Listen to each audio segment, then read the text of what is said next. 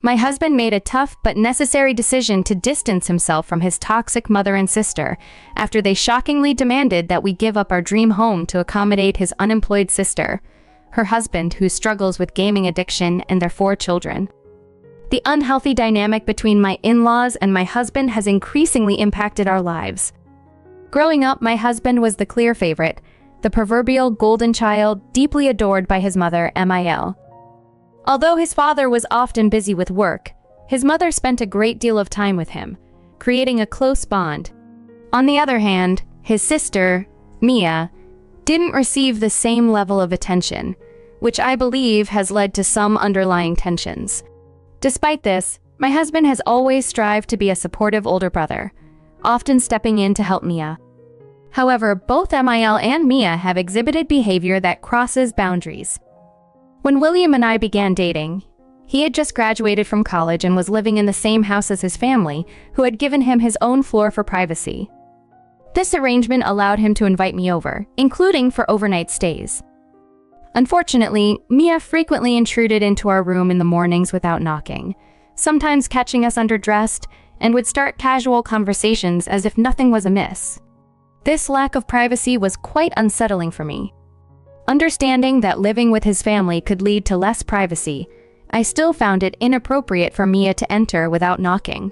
It was a basic courtesy that was sorely missing. I discussed this with William, and he agreed to install a lock on his door for our privacy. The next morning, Mia tried to barge in, only to find the door locked. She reacted angrily, accusing us of excluding her, and even resorted to name-calling, which was both shocking and hurtful. William explained that the lock was his idea to prevent such intrusions and maintain our privacy, emphasizing that it wasn't about keeping secrets from her. Despite his explanation, Mia blamed me for the change, claiming I was driving a wedge between her and her brother. This culmination of disrespectful and unreasonable demands led my husband to finally set boundaries with his mother and sister, prioritizing our well-being and the health of our relationship.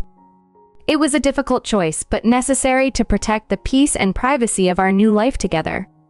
Dealing with confrontation is really tough for me, so when William's sister started yelling during one of my visits, I found it overwhelming and excused myself to the bathroom. From there, I could still hear her shouting while William tried to calm her down. Once she left, William came to check on me, apologized for her behavior, and promised he'd talk to her about apologizing to me as well. True to his word, she did apologize the next weekend I visited, albeit with a feeble excuse that she needed to urgently discuss something with William, which she thought justified her intrusion. William made it clear to her that she should respect our privacy, to which she meekly agreed. Although that particular issue was resolved, her intrusive behavior was part of a pattern. Whenever William and I had a minor disagreement, even about trivial things like movie choices, if his sister was around, she'd suggest that William should date someone more similar to him, hinting that we weren't a good match. William would give her a disapproving look, but she'd just smirk in response. Another troubling habit of hers was to ask me probing, uncomfortable questions about my past relationships, trying to undermine my self-esteem with comments comparing me unfavorably to William's ex-girlfriends. These uncomfortable interactions happened whenever we were alone, and over time, I began to see them as her attempts to belittle me. Initially, I kept quiet, but one day, fed up, I retorted that I preferred my ex-boyfriend's family because they weren't as nosy or overbearing as William's. This response seemed to take her by surprise and momentarily stopped her taunts. My statement, harsh as it was, reflected the strained dynamics I endured since entering William's life. Initially, his mother Mil ignored me, but as our relationship progressed, she started to behave as if I was stealing her son. During family gatherings, she would deliberately overlook my presence. William noticed this and attempted to address it with her, but she remained unchanged in her demeanor. Mil even labeled me as stuck-up and spoiled, attributing this to my private school education, contrasting with her background as a special education teacher. She even tried to dissuade William from marrying me, urging him to find a better partner. Despite this, William proposed to me, disregarding his mother's and sister's opinions. When they learned of our engagement, both Mil and his sister panicked and reached out to me. Both Mil and his sister panicked and reached out to me, suggesting that marrying William was a mistake, and that I should end the relationship and return the engagement ring. Their suggestion felt absurd and intrusive, especially since my feelings for William were genuine, and I was committed to building a life with him. When Mil and Mia realized they couldn't convince me to end my relationship with William, their attitudes shifted. Mil begrudgingly told me that I should strive to be the best wife for William and take care of him just as she had done over the years. While I found her words a bit offensive, I chose not to dwell on them too much. On the other hand, Mia went on the offensive, accusing me of being a gold digger and claiming that William deserved someone of higher status. She even threatened to expose me before the wedding to prevent us from marrying. Feeling overwhelmed, I immediately discussed the situation with William. He was shocked by the harshness of his family's comments. William argued with them, but Mil and Mia remained firm in their belief that I wasn't good enough for him. Despite their opinions, William reassured me that he loved me regardless of what his family thought. Although his support was comforting, I was still hurt by the lack of acceptance from his family. When it came to planning our wedding, William and I had decided to cover the costs ourselves. So, when Mil offered to pay for half of the expenses, we declined, explaining how hard we had worked to save for this occasion. Instead of being pleased for us, Mil took it as a slight and lamented about how she felt she was no longer needed. Fortunately, William's dad was supportive and proud of us, a stark contrast to his wife and daughter. To ease the tension, we suggested that Mil organize the rehearsal dinner, which she agreed to do. We appreciated her involvement, hoping it would mend some of the rifts. However, as the wedding approached, things took a troubling turn. Mia invited herself to dinner with us, claiming she missed her brother.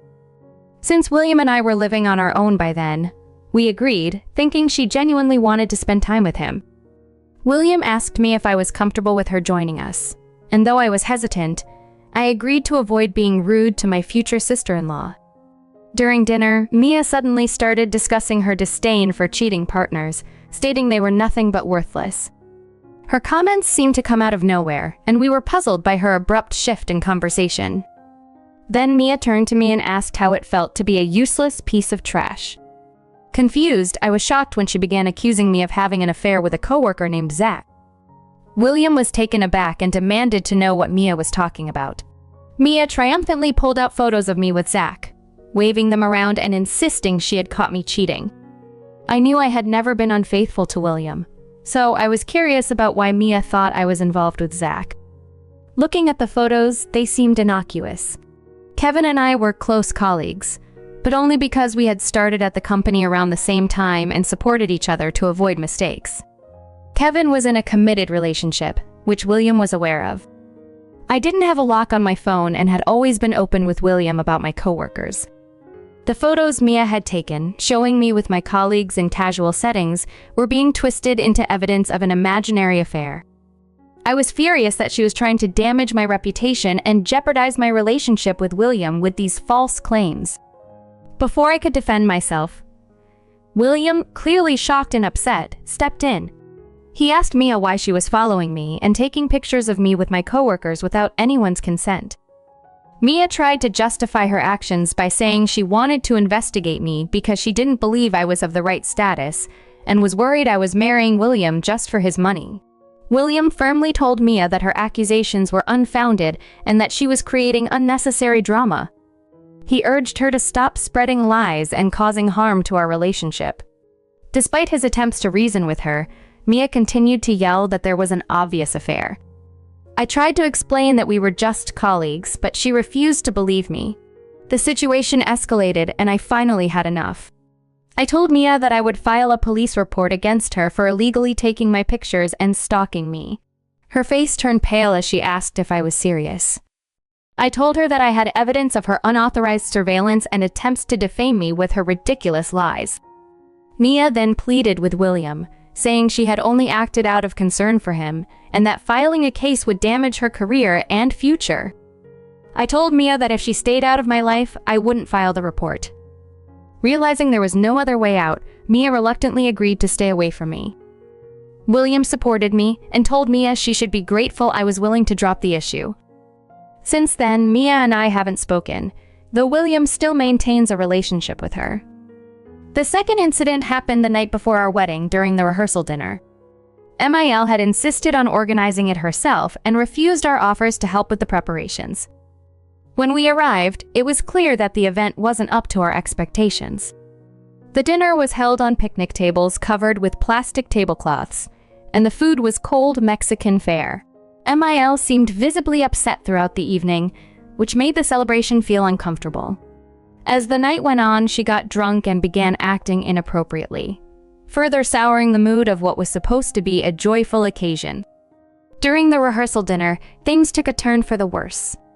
MIL, who had insisted on handling the event herself, made a point of complaining to the other guests about how stressful the wedding planning had been, even though she hadn't contributed financially or been involved in the preparations. Her negative attitude and public complaints made the evening uncomfortable. Eventually, my father-in-law had had enough and decided to escort her out. Mia tried to defend her mother's behavior, but my father-in-law wasn't having any of it. The whole situation was a complete disaster, and I was worried that these two women might ruin our wedding the next day.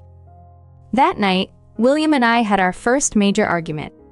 I told him firmly that he needed to uninvite both Mia and MIL from the wedding because their behavior made it clear they would do something to upstage us.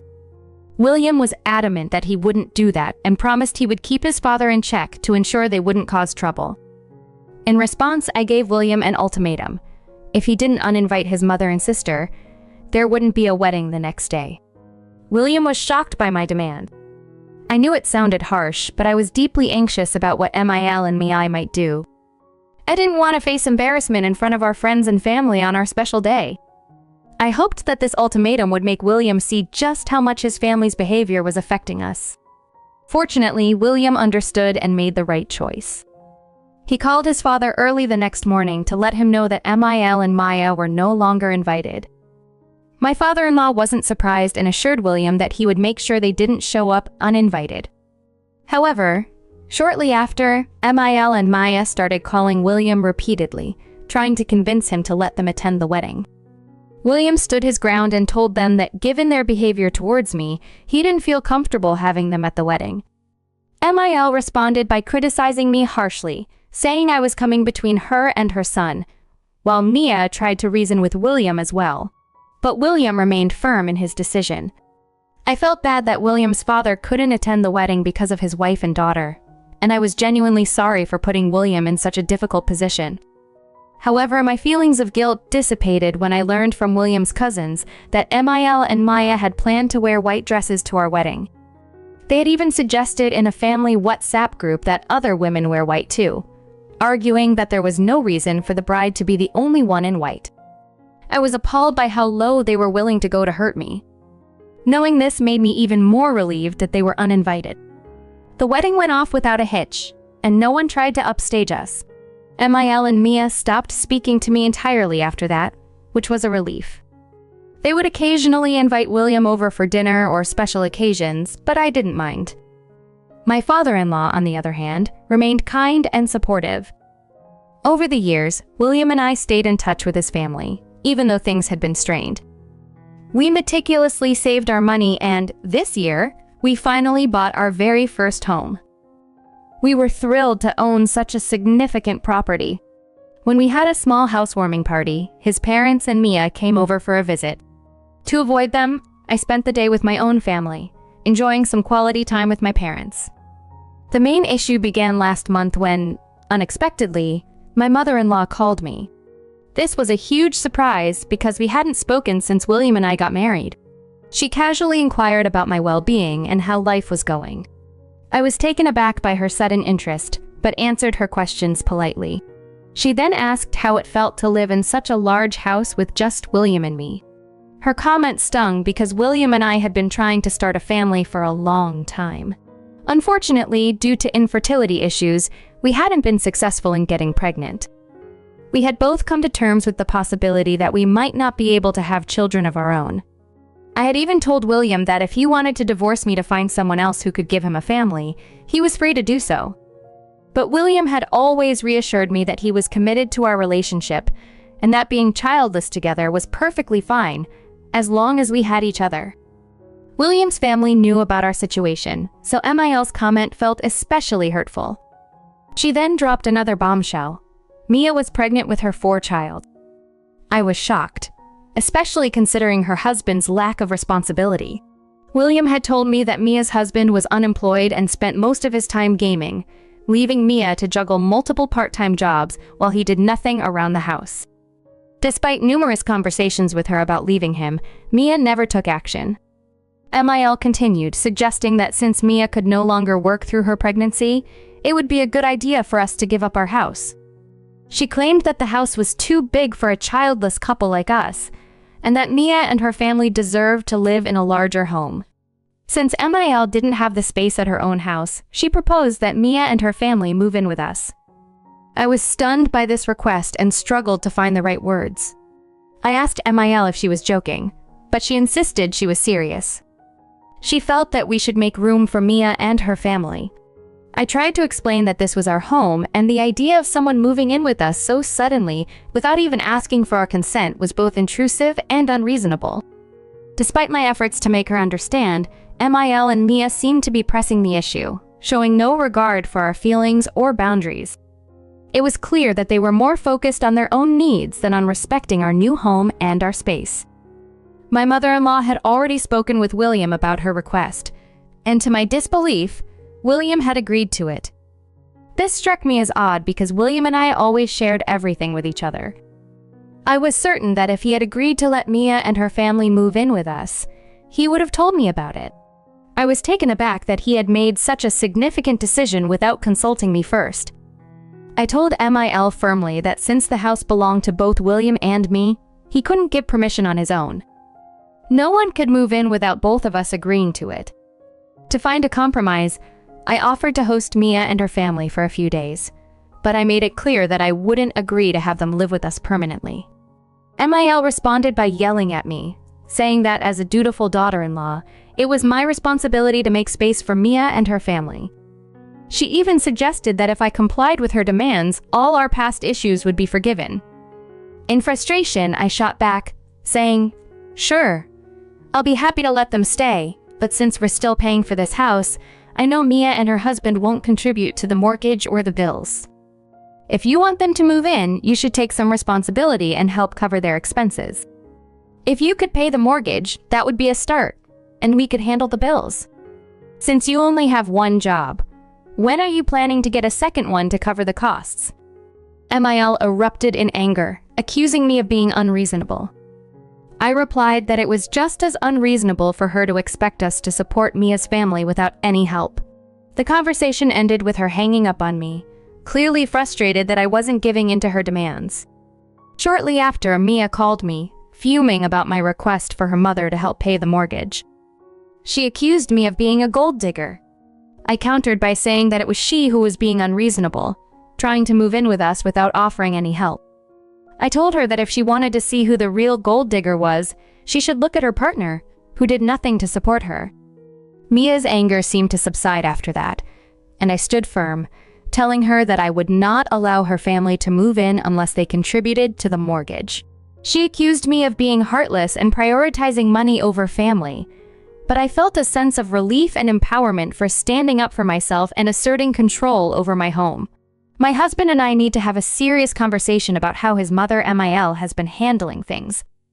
It's become clear that this situation has dragged on far too long. It's frustrating how MIL has been deceitful, manipulating her own son just to get her way. SIL, my sister-in-law, is basically a pawn in this scheme, following her mother's orders in hopes that MIL will favor her more. MIL has always been very partial to William, and now SIL is just playing along with whatever her mother wants, seeing it as a way to benefit from us. In this scenario, SIL stands to gain a lot since she would rely on us to cover her bills and take care of her children, while her husband, who doesn't contribute, does nothing. I'm waiting for William to return from his travel blogger so we can discuss this in person. This isn't something I want to handle over the phone. It's too important. It's been 5 days since, as planned, when William returned, we finally had the chance to sit down and talk. I explained to him everything that had happened with his mother, how MIL had called me, demanding that we give up our house for SIL and her family. William was clearly shocked and unaware of the full extent of the situation. He only knew that his sister was pregnant but had no idea MIL would make such outrageous demands. I told William firmly that I needed him to handle this situation with his mother because I couldn't manage it on my own. He agreed and called MIL in front of me to confront her about her deception. When William asked why she had lied and taken matters into her own hands, MIL tried to backtrack. She claimed she hadn't exactly lied but believed he would have no problem with SIL moving in, so she decided to approach me directly. William stopped her and asked why she assumed he'd be okay with it. MIL explained that because he and SIL were close, she thought he'd want to help her by allowing her family to live with us. Hearing this, I felt a mix of frustration and resignation but stayed silent, allowing William to handle his mother. William firmly told MIL that we would not allow SIL, her husband, and their 4 children to move in with us. He said she had no right to force us into such a situation, and that if SIL needed help, MIL should take responsibility herself. MIL started yelling, claiming that SIL really needed support and trying to argue that since we had a large house, it would be easy for us to help out. She even suggested that, since I was childless, helping SIL's children could be fulfilling for me. I was stunned by her insensitivity, but the real shock came when I saw William's reaction. He was visibly enraged and told MIL that it was unacceptable to use my personal situation against me to coerce us into taking care of SIL's family. He firmly stated that his father, Stephen, didn't want any part of this and that our home was not a solution for SIL's housing issues. William made it clear that MIL had overstepped and that we would not be manipulated into taking on this burden. William was fed up with how his sister and mother were treating us. He was done with the disrespect and manipulation.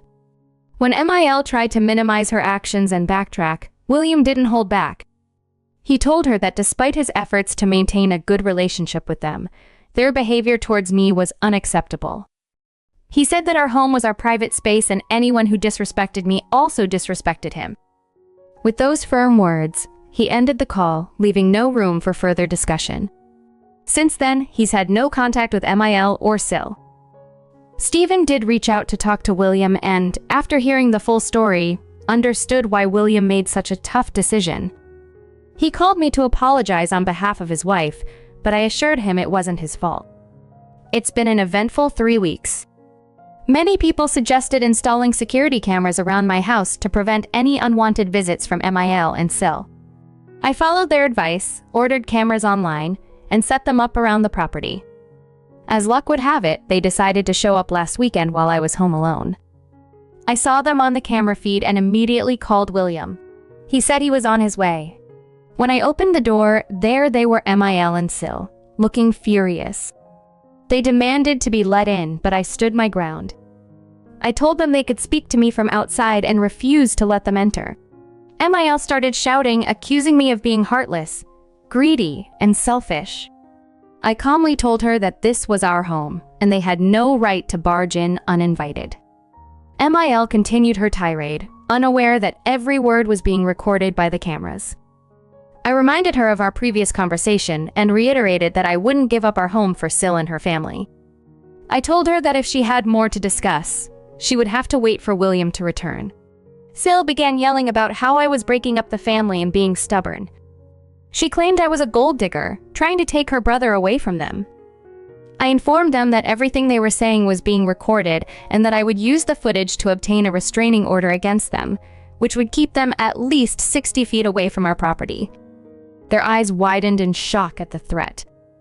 MIL yelled that I wouldn't dare take such action, but I smirked and told her that if they didn't leave immediately, she'd be receiving a legal order very soon. This threat seemed to scare them into leaving, and SIL's protests faded as they retreated from our property. MIL and SIL were insisting that I was overreacting and that their visit wasn't a big deal. Just as their accusations were getting more intense, William arrived. He walked up to us with a calm demeanor and immediately asked MIL what they were doing here. When MIL rushed to hug him, he gently but firmly pulled away and repeated his question. SIL tried to justify their presence by claiming they were here to confront me because they believed I was trying to control William's life. She argued that they were just trying to address what they saw as my interference. I couldn't help but roll my eyes at how absurd their excuses sounded. William cleared things up quickly. He told them, in no uncertain terms, that he was the one who had decided to cut off contact with them. It wasn't my influence or control, it was his choice. MIL began begging William to forgive her, but he remained firm. He told them they needed to leave immediately, or he would call the police. Their shock was palpable. Clearly, they hadn't expected William to take such a strong stance. William warned them that if they ever showed up at our house again, we would not hesitate to call the police and have them removed by force. Their faces fell as they realized he meant business. But William didn't care.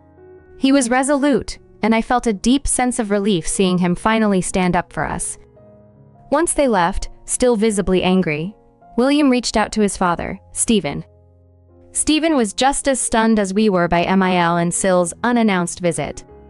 He agreed that we had been right not to let them in and expressed his own frustration with their behavior. I'm confident that with William taking such a strong position, MIL and SIL won't dare to come back. If they do, I'm prepared to contact a lawyer and issue a formal notice. It's been a tough situation, but I'm glad William is now fully aware of how toxic his family is. I hope this is the last update I'll need to make, as I'm eager to move on and enjoy a peaceful life with my husband.